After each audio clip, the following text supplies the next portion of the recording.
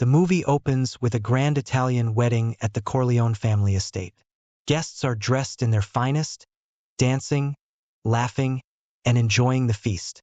The camera pans across the joyous crowd, eventually focusing on Vito Corleone, the Godfather, seated in his office, removed from the celebration. His face is stoic, but his presence is commanding. Throughout the scene, men approach Vito, whispering in his ear, kissing his hand, and leaving quietly, signifying that even in times of joy, business never stops. Scene 2. The Power of Silence. In the darkened streets of New York, Luca Brasi, Vito's trusted enforcer, walks toward a small, dimly lit bar. The camera follows him closely, capturing the tension in his stiff posture and the shadows that obscure his face. Inside, the mood is tense. Brasi meets with Sollozzo, a drug dealer. They sit across from each other in silence, eyes locked in an unspoken battle of wills. The only sounds are the clinking of glasses and the low murmur of other patrons. Sollozzo slides a briefcase full of money across the table. Brasi's eyes narrow, and he slowly shakes his head, indicating refusal. Without a word, he stands up and walks out, leaving Sollozzo furious. Scene 3. The Assassination Attempt. The next scene is a stark contrast to the previous ones. Vito Corleone exits his office in the middle of the night, flanked by his bodyguards. The camera follows them as they walk down a deserted street, the only sound being their footsteps echoing against the cold pavement.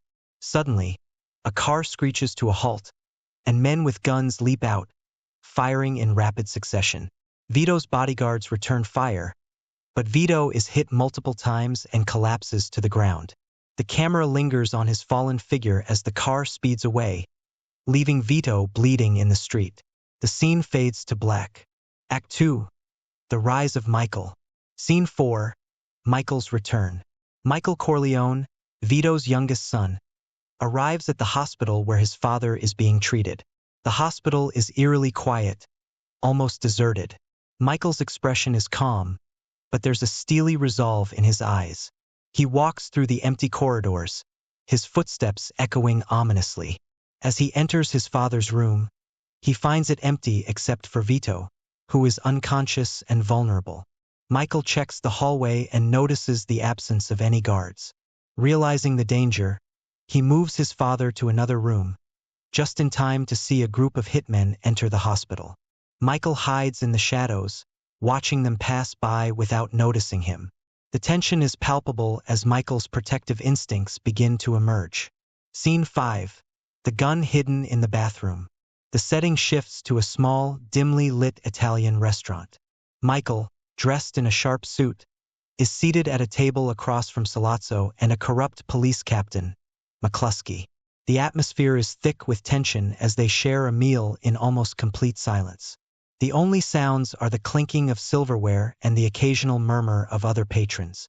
Michael's face is calm, betraying none of the turmoil inside him. As they finish eating, Michael excuses himself and walks to the bathroom. The camera follows him, capturing the tightness in his movements. He enters the bathroom, where he retrieves a gun hidden behind the toilet tank. Michael pauses, takes a deep breath, and checks the gun. His hand trembles slightly before he steadies it. The camera focuses on Michael's reflection in the mirror, his expression hardening as he prepares for what's to come. Scene 6. The Assassination. Michael returns to the table, the gun now hidden beneath his jacket. The camera lingers on his face, capturing the intensity of his gaze as he sits back down. Sollozzo speaks, his words inaudible, drowned out by the pounding in Michael's ears. The tension in the room is suffocating. Suddenly, without warning, Michael pulls out the gun and shoots Sollozzo and McCluskey in quick succession. The sound of the gunfire is deafening in the small restaurant, but the scene quickly returns to silence as Michael drops the gun and walks out. The camera captures the shocked faces of the other patrons, frozen in their seats. Michael's face remains expressionless as he leaves, his transformation into a hardened leader now complete.